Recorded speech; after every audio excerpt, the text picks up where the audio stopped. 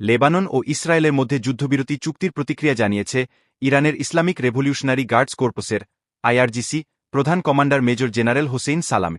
তিনি বলেছেন, এটি কৌশলগতভাবে লেবাননের জন্য জয় এবং ইসরায়েলের জন্য পরাজ। বৃহস্পতিবার এক বার্তায় আইআরজিসির প্রধান এই বার্তা দেন। খবর মেহর নিউজে।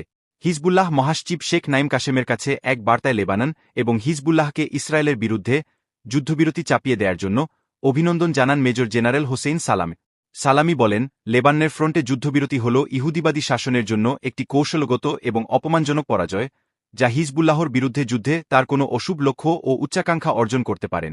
এই যুদ্ধবিরতি হয়তো গাজা যুদ্ধ শেষ করার দিকে একটি নতুন যুদ্ধবিরতির সূচনা হতে পারে।